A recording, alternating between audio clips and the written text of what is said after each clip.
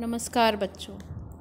आज हम उपसर्ग और प्रत्यय के बारे में पढ़ेंगे। उपसर्ग क्या है? नीचे कुछ उदाहरण दिए गए हैं, मैं इन्हें पढ़ूंगी, आप समझेंगे ध्यान से। अभाव, निराश, सजन, सौभाग्य, सज्जन, सौभाग्य, आचार, विचार।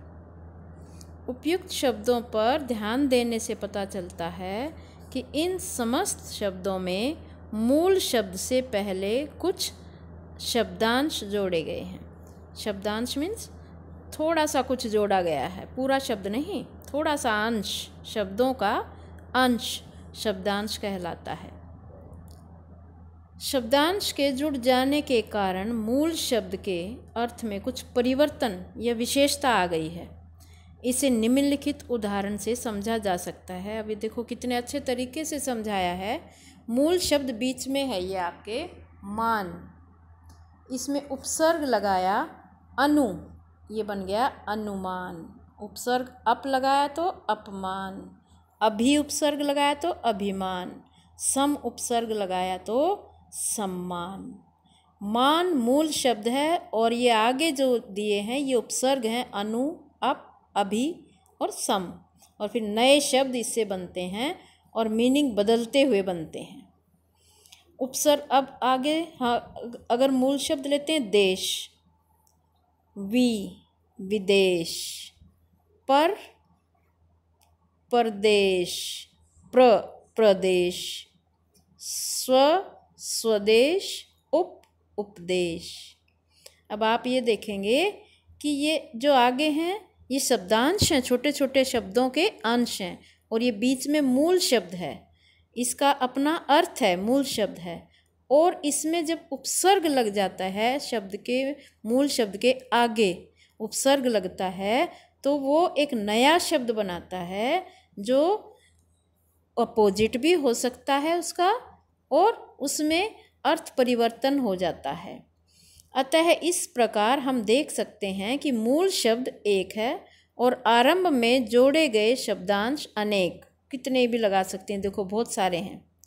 इन शब्दांशों के अपने विशिष्ट अर्थ होते हैं, इन्हीं को उपसर्ग कहा जाता है। प्रत्येक उपसर्ग के मिलने पर एक नए शब्द की रचना होती है। जैसा कि मैंने अभी बताया, एक नया शब्द बनता है, नए अर्थ के साथ बनता है। जो शब्दांश, अब इसकी परिभाषा देखिए, जो शब्दांश मूल शब्द के प्रारंभ में जुड़कर उनके अर्थ को परिवर्तित कर दे, अर्थ में परिवर्तन ला दे, उन्हें उपसर्ग कहते हैं। अब पढ़ेंगे इसको ध्यान से। उपसर्गों का केवल व्याकरणिक अर्थ होता है, व्याकरणिक अर्थ, व्याकरण से संबंधित, तथा भाषा में इनका स्वतंत्र रूप से प्रयोग नहीं होता है। ये केवल शब्दों से पूर्व ही जुड़ते हैं, शब्द के आगे ही जुड़ेंगे, बस अलग से कोई अर्थ नहीं है। अगर हम अकेला अनु रखें तो उसका कोई अर्थ नहीं है, अकेला अप बोलेंगे कोई अर्थ नहीं है, लेकिन जब मूल शब्द के आगे लगेंगे तो इनका महत्व है। जैसे ज्ञान से पूर्व वी शब्दांश लगने पर विज्ञान, चर से पूर्व अनु जुड़ने पर अनुचर, मान से पूर्व अनु जुड़ने पर अनुमान। हिंदी के में 3 प्रकार के उपसर्गों का प्रयोग किया जाता है: संस्कृत के उपसर्ग, हिंदी के उपसर्ग, उर्दू के उपसर्ग। संस्कृत के उपसर्ग देखिए पहले। उपसर्ग है अ, अर्थ अभाव, नए शब्द इससे बन जाएंगे अज्ञान, अचल, असत्य।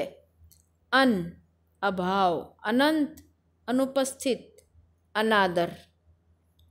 अति, अति का अर्थ है अधिक, अतिरिक्त, अत्याचार, अत्यधिक। अधि, श्रेष्ठ, अधिकार, अधिपति, अधिकरण। ऐसे ही आगे आप पढ़ेंगे, ये संस्कृत के उपसर्ग हैं। अब हम आगे चलेंगे। हिंदी में प्रयुक्त होने वाले संस्कृत के कुछ उपसर्ग इतने अधिक प्रचलित हुए कि वे शब्द उपसर्गवत दिखाई पड़ते हैं और वैसे ही माने जाते हैं। कैसे?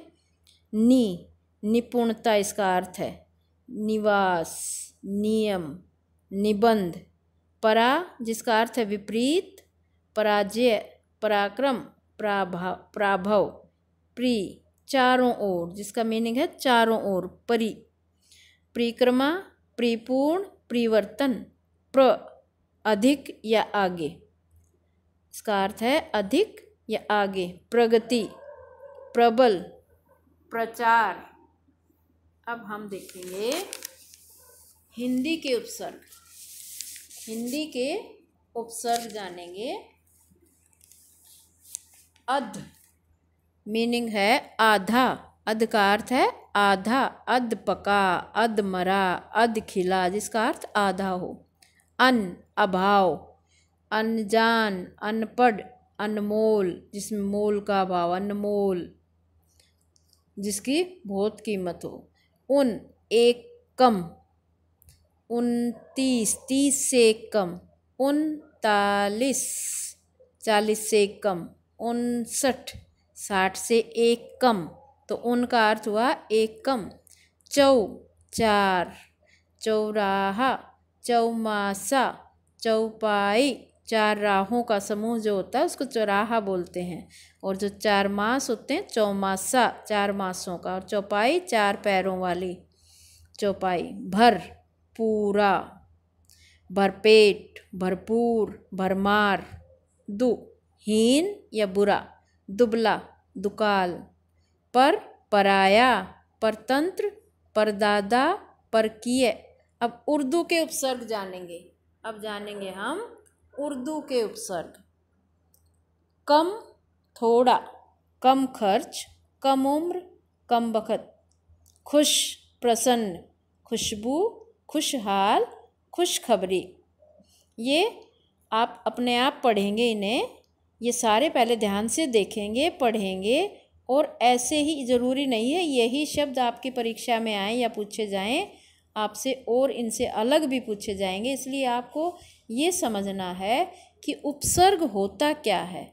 वो शब्दांश जो शब्द के आगे जुड़कर उसके अर्थ में परिवर्तन ला दे, कोई विशेषता ला दे, वो उपसर्ग कहलाते हैं।